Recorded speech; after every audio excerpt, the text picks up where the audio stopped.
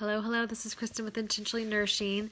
Today I want to talk about buying in bulk and specifically around the area of fruits and vegetables.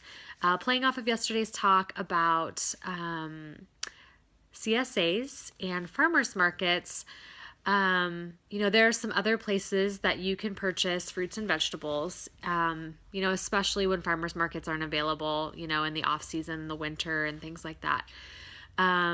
When it comes to fruits and vegetables, we try to buy as organic as possible. And there's a couple reasons for that. One, pesticides are toxins, they are chemicals. And while they may be, claimed to be relatively safe by the FDA, there's just so many health issues that people are dealing with. And a lot of the chemicals in those products are really dangerous for health. And they disrupt, hormonal systems. They just really put a burden on our detoxification processes and things like that. And so it's just best to eat clean food and to avoid it. And if you're eating food that's grown without the use of fertilizers and pesticides, well, then the soil's healthier. The plant is healthier because it is growing on its own. And so that means you're going to have a more nutritious food. So I like that as well. And then third, for, thinking about the people that are working on farms, people that are, my dad has worked in the grain industry. And, the stories that I've heard about stuff that they spray all over wheat so as it sits in these huge piles so that insects don't eat it up. I don't know if you've really thought through that. I hadn't really thought through that, but I'd been around it my whole life. And so, a lot of people that are, when they're spraying these chemicals, they're wearing hazmat suits. But yet when we put it in our bodies, we can just eat that. I have a really hard time with the logic there. And I know it's financially driven. And, the conventional food, which is non-organic, is produced cheaper, but it comes at a cost. And so we've just decided we want to pay the upfront cost of quality food versus the cost down the road of potential health impacts.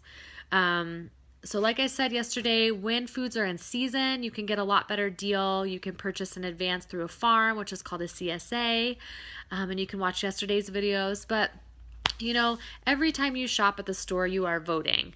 And Americans have been voting, they're voting they want better, cleaner, healthier food. And so that's why we are seeing organics pop up like crazy. I don't know if you saw the recent article about Costco, how they're going to be supporting farmers to grow more organic food because there's such a demand for it. It makes me so excited. You can find organic food at Walmart. I mean, it's everywhere. And so, speaking of Costco is one place that we shop at frequently.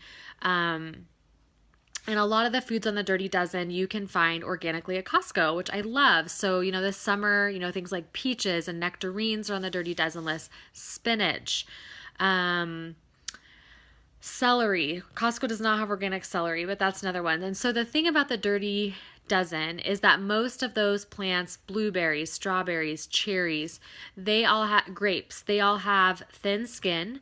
And so not only does that pesticide coat the outside and you would have to wash it really, really good to get a lot of that stuff on the outside, it's going to penetrate to the inside of the fruit. You're not going to be able to actually remove those chemicals from the food itself. The Dirty Dozen or the Clean 15, those things have thicker skins typically, or insects and other things don't plague them as often. So it's things like cauliflower, avocado has a thick skin, banana, grapefruit. If you're going to buy things conventional, non-organic, you need to be aware, though, that those pesticides are on the outside of that food. And so you want to get a really good quality food or fruit and veggie wash. And you want to soak those, wash them, scrub them to get that off. Because if, for example, you're peeling a grapefruit and you peel it, but then you don't wash your hands and then you start eating it, you've got pesticides all over your hands. It's absorbing in your bloodstream.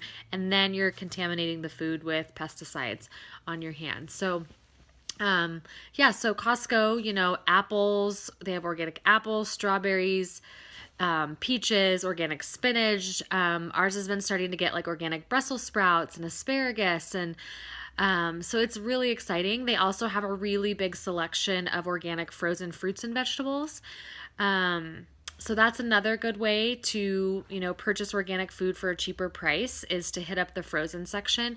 I personally don't buy fruits and veggies in cans. BPA is a toxin that lines, it's in plastics and it lines cans to protect the food from interacting with the metals. And that stuff also is just a huge hormone disruptor and really just does a number on the body. So a lot of times things that are in cans also, have sugars or other things added. So read the labels carefully. There are some, I do buy organic canned pumpkin, and the company I choose lines theirs with non-BPA liner. So would it be better if I made the pumpkin myself? Yes. But we also have to factor into the fact that we only have limited amount of time. I will never buy probably spinach that I have to wash and clean myself because we go through so much. So that's just one thing that I'm just going to make easy on myself and buy a big thing of organic spinach at Costco. Another place where you can buy food in bulk is the website Azure Standard. So AZURESTANDARD.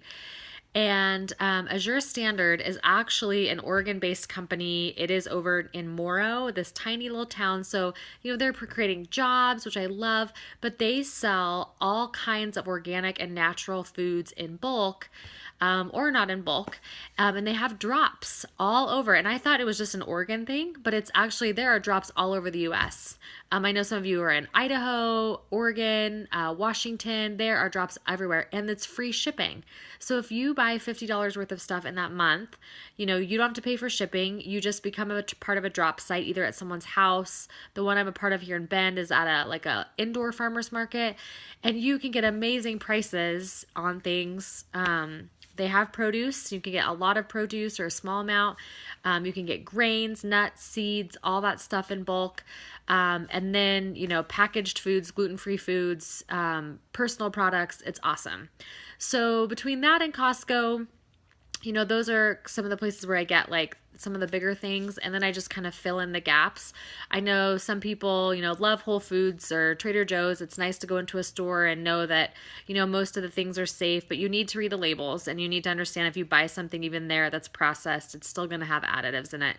I know a lot of people like to shop at Grocery Outlet, and they might start there because a lot of those stores are,